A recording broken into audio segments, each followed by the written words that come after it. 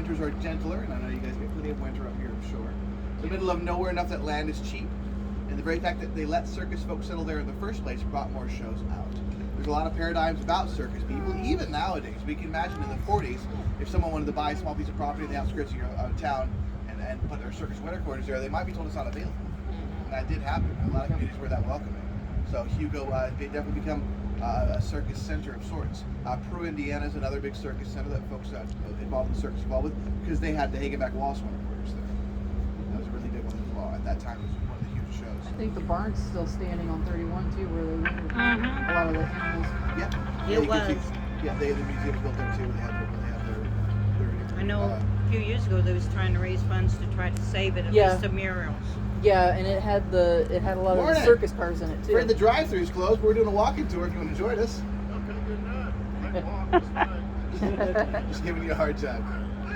That's pretty nifty It's though. quite the contraption. Yeah, pretty nifty. Okay, quick. That's what my Turn that to a little bit dark. Now we normally tour from March through October, about 8 months all together. Are we honking for a reason? He's calling me on the phone. Oh.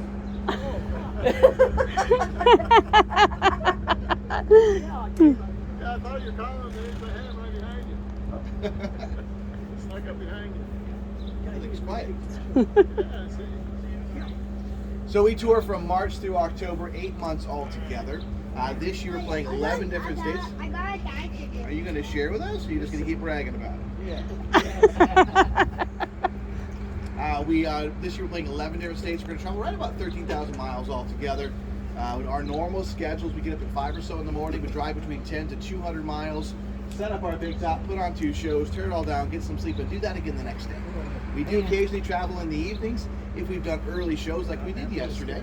Yesterday we drove from Frankton about 30 miles to get here last night. And then occasionally we play a town for 2 or even 3 days if it's a big enough community to keep us around, or it's a special occasion. We were in Peru, Indiana just 2 days ago for 2 days, just this last weekend. And then once in a while we take a, there's an old circus word for it, day off. Have you heard of those? So normally on our schedule we tour for 8 months, so we have 4 months off, and then when we get all of our days off at once. During our tour, we usually have 2 or 3 planned days off. Usually family holidays that folks are in church or home, not coming out to shows, like Easter and Mother's Day are the 2 big ones that we usually take off. But otherwise, we work as hard as we can while we can, because again, we only tour for 8 months. Now when you come back to the show today, this is the front of the circus. Everything out here starts with our big red painted semi-trailer. Now we call that big red painted semi-trailer the box truck. I know it's not a box truck because this white thing's a box truck. We call that the box truck because it's the box office. It's also our concessions, kitchen, makes all your favorite circus treats you guys get to have, once a year or so, and we have every day. Not everything's ready in the morning, make everything fresh for the show. That's why cotton candy and popcorn are tasty, because they're done fresh. So no cotton candy for breakfast, I'm sorry. And you're welcome. I wanted some. See, I can put them to sleep. you're all set, I know. You're all set. I can get it and put them to nap and I can eat it. I thought it had stuff though. Oh, wow. Now at 4 o'clock we're going to open all that up. We're also going to have a giant inflatable slide that's not exciting at all right now. We have a bounce house. We have a face painting stand out here, and of course our pony riding side over here. Those are our ride ponies out there. We have 2 standard ponies, a big brown pony named Coco and a painted pony named Diane. 2 miniature horses, a miniature paint named Ted, and that's our miniature Calvin over there. And then so Calvin Klein, Ted Baker, Diane von Furstenberg, and Coco Chanel. The girls named our ponies. And then our miniature donkey over there, Finn, does not give pony rides because he's not a pony, right? He doesn't perform in the circus either. In fact, he's the only one in our show that does less than I do. We found one of our stakes. Those big metal nails are how we keep the big top down on the ground. If you look around the big top, it's the first thing the guys do when they come out in the morning about 8 o'clock or so to get the tent grazing started. They drive 117 of those 4-foot-long steel stakes all around the big top. To do that, they use 16-pound sledgehammers. When they're driving the stake line, they work in groups of 2 or 3 per stake, depending on how hard the ground is. It does take a lot of precision, accuracy, and trust to swing hammers together.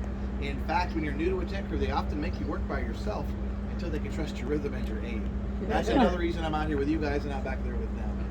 When I swing a hammer, the guys called me Lightning, Not because I'm fast, I just never hit the same place twice. More sparks I fly really wish that than was a joke. more sparks fly than go in.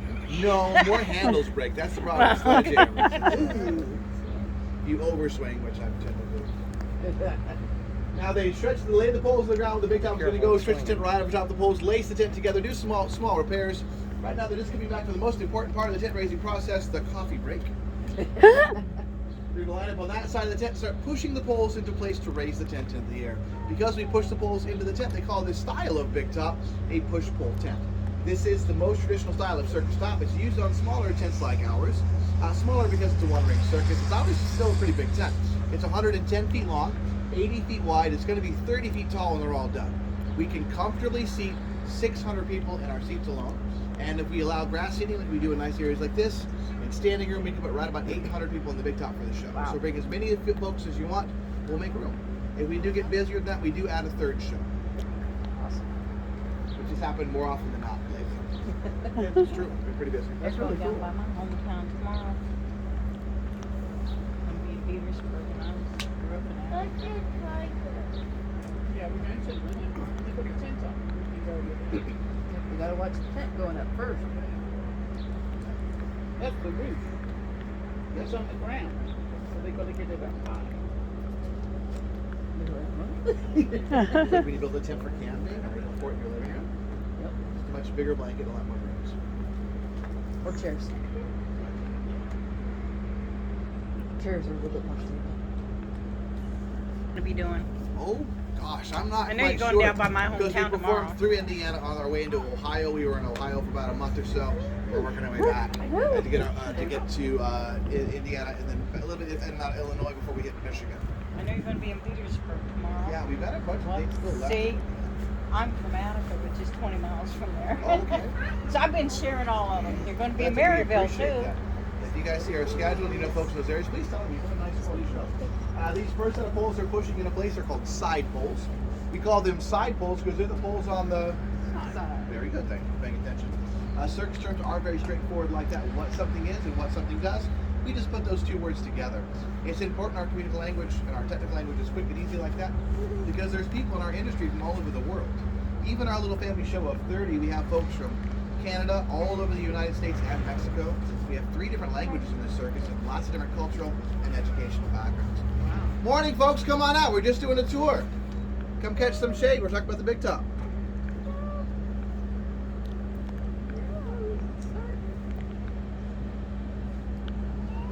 Yeah, it looks like we cross into Michigan on the 19th of June. But in between them, we're really going in and out of Indiana, Illinois, and Ohio as we work our way up there. Hi. Gathering on the other side there, they're going to start raising these larger poles into the air. These larger poles are called quarter poles. We're going to put 2 in at once to open the big top up. That'll allow our crew to get inside the tent and really start working underneath the top to push all the other poles into place. To do that, if you listen carefully, you can hear they're using a bobcat over there. This show did have elephants from the late 80s until about 16 or 17 years ago. When that act retired, we did try to replace them. We simply could not afford anybody that was available at that time. So we don't have elephants for the same reason you don't have elephants. They're big and they're expensive. There are still a couple touring shows with elephants. They're fewer and far between. Elephants are not illegal anywhere, but certain states have passed laws to make the transportation of exotic animals in and out of their borders more difficult. Directly targeting circuses make it more complicated for us to own elephants, so that's also infringing on that as well. That being said, right now, in Baraboo, Wisconsin, which is another big circus center in the United States, is the Circus World Museum.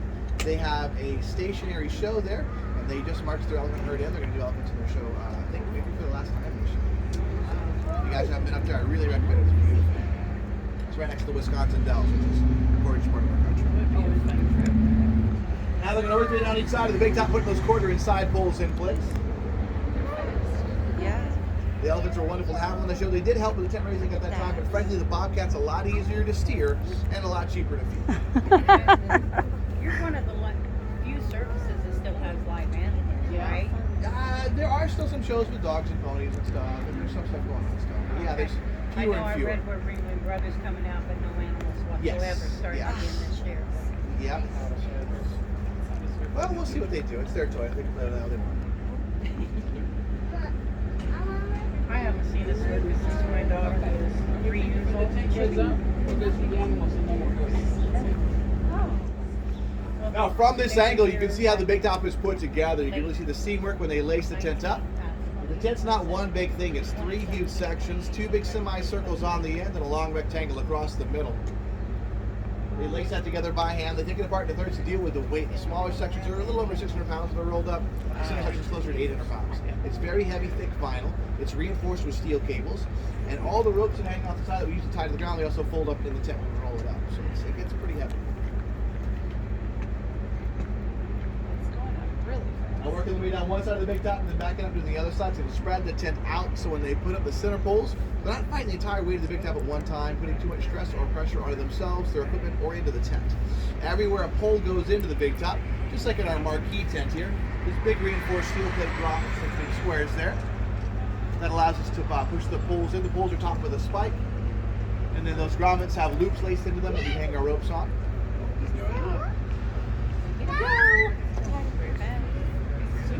It takes right about 3 hours altogether to build the big top, but don't worry, most of that's already happened. You're not standing here for 3 hours. Usually starting at 8 in the morning, they're done by about 11 or so from their drive the first stake till they tap the last rigging on the inside. Now that's a nice even working time. The guys are getting the job done carefully and properly. They're not breaking their necks or running around willy-nilly. You can see them working very calmly. Especially in the heat. I have seen them when they had to press for time to get ahead of bad weather or to make up for travel delays or kind of road conditions. I've seen them build the big top in an hour, it's a little over an hour and a half. So about half time for what they normally do. Tonight when the shows are over, they're going to pack that up, wrap it up, get it back on that big flatbed trailer in just about an hour and a half. And I've seen them do that in 55 minutes. I Wow.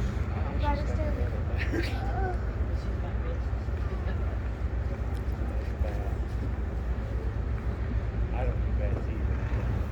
Now my friends over here, as they're getting working their way around, they're going to put a giant cable right here. So I'm going to have you step a little more this way, just so they have room to do so. Well, you're okay, you don't got to leave. You just have to step in more away from the cable. That's our anchor point. We actually call that a boot. There's 2 big steel plates, one on the front and back of the big top that are our boots. Those are main anchor points, tied up points for the tent itself. Those are original equipment from our very first big top we got way back in 1986.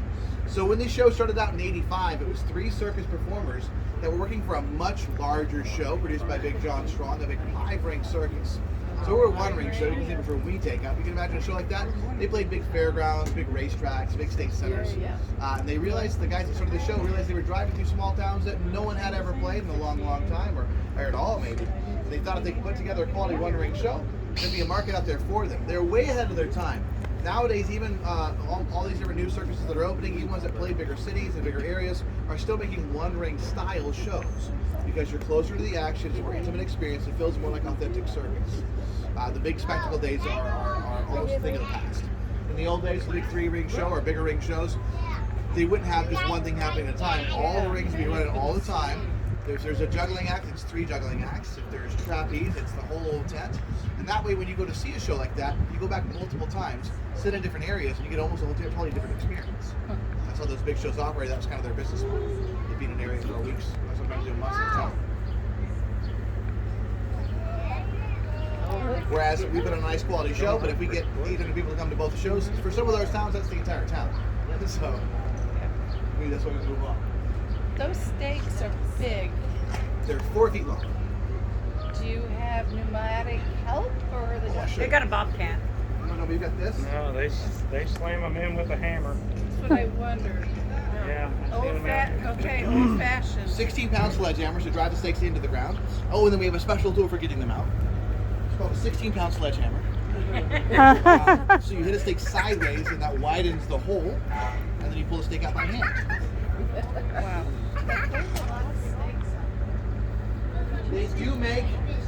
They do make big handheld drivers you can use, or even machine-mounted ones. And for much larger tents, that's pretty common. But with a smaller tent like ours, it's a little easier to deal with just doing it by hand. Really? We have the hands for it.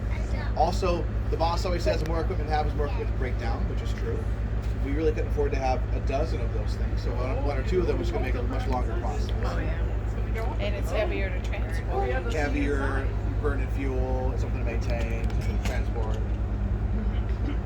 Some of those hammers have been on the show the entire time. Now, when the guys started the show, they called themselves the Culpepper Circus. Just the three of them working together. They got themselves booked on a fair circuit, and they did a more of a street performer style show. Three of them taking turns performing different acts, passing a hat, doing little concessions. There aren't any Culpeppers in our show, though. The guys that started the show were Red Johnson, B.J. Herbert, and Curtis Kanan. So Johnson, Herbert, and Kanan sounds more like a law firm than a circus. They got the name Culpepper from the Culpepper Cattle Company. Now that first year went pretty well. Over that year, they recruited more performers. They're trying to build their show up a little bit. In '86, where they were going to start out, they had 5 more people recruited, and they wanted to buy their very first big top. They bought a canvas top, but they didn't have the money for it, so they took a loan out from a friend of theirs who was a semi-retired circus producer at that time. And the condition of the loan was they had to use the name Merriweather in the show. That was their friend's mother's maiden name, and they had all passed on. It was waiting for the name to live. So in '86, we became Culpepper and Merriweather, great combined circus. Now, there is actually a documentary filmed on this show in '86. So here comes the first sample. Let's give these guys some noise. Yay!